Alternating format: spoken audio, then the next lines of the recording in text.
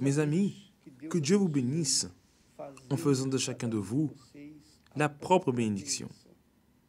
Et pour que vous puissiez être la propre bénédiction, vous devez, premièrement, avoir la foi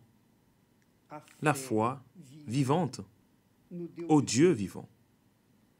Là vient la question, mais la foi en quoi? Comment avoir la foi, évêque? Que dois-je faire pour avoir la foi? La Bible enseigne que la foi vient de ce que l'on entend de la parole.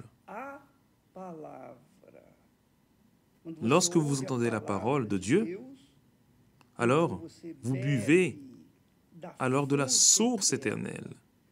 Vous buvez de la source directe de Dieu, du trône du Très-Haut.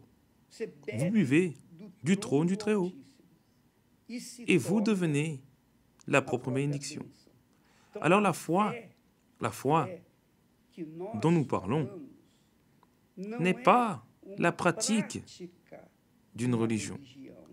La foi dont nous parlons, que la Bible enseigne, c'est une foi avec intelligence, qui résonne avec raison. C'est une foi qui exige l'intellect, afin que vous sachiez choisir ce qui est correct et éviter ce qui est erroné. Alors lorsque vous manifestez la foi, lorsque nous disons que vous devez avoir une foi intelligente, vous demandez mais comment? La foi intelligente s'applique à la confiance, à la conviction concernant ce que Dieu a dit. Vous savez, tout a commencé avec la parole. Tout ce qui existe a commencé avec la parole. Dieu a parlé et ce qui n'existait pas a commencé à exister. Alors la parole a fait exister ce qui existe aujourd'hui. Et la parole aussi, mon ami, par exemple, c'est juste à titre d'exemple. Vous aimeriez rencontrer une personne qui vous soit loyale, fidèle, une personne avec qui vous aurez un partenariat, qui soit votre compagnon, une personne qui pourra vous aider. Alors vous commencez à fréquenter une personne et lorsque l'on commence à fréquenter une personne, cette relation commence par la parole, n'est-ce pas? L'un découvre l'autre. Vous découvrez son prénom à lui, vous découvrez son prénom à elle, et alors la conversation commence. La parole de l'un envers l'autre va donc être cultivée jusqu'au jour du mariage.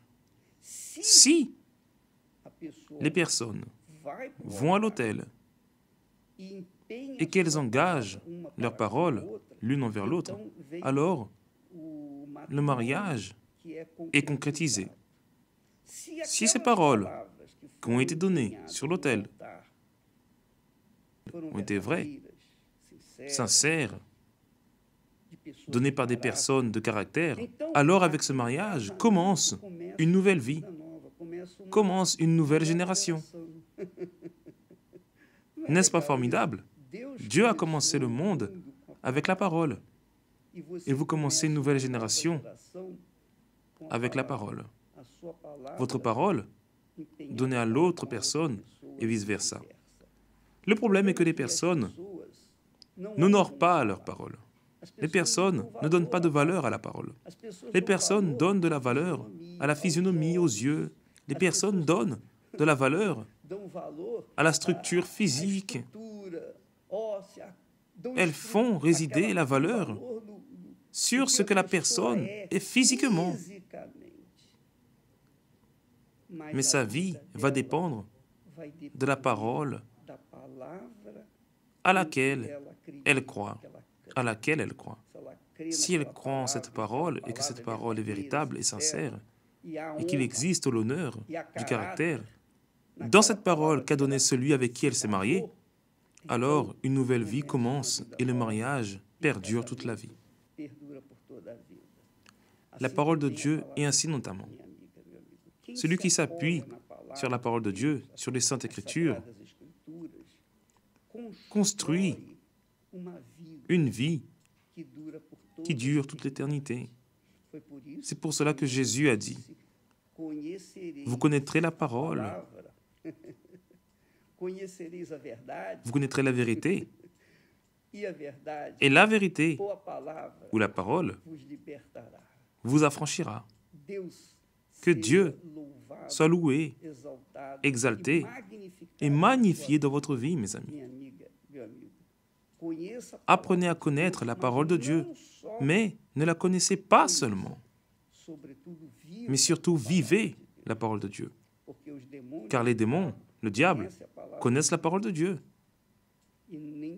Et ce n'est pas pour autant qu'ils cessent d'être ce qu'ils sont. Mais lorsque la personne applique, obéit, suit la parole de Dieu, alors elle démontre une foi en quelqu'un qu'elle n'a pas vu, qu'elle ne voit pas et qu'elle ne sent pas, qu'elle ne touche pas. Une personne invisible, mais qui est sa parole. Il parle avec nous à travers sa sainte parole. Soyez la propre bénédiction, mes amis, à partir de maintenant, avec la parole de Dieu. Que Dieu vous bénisse au nom du Seigneur Jésus.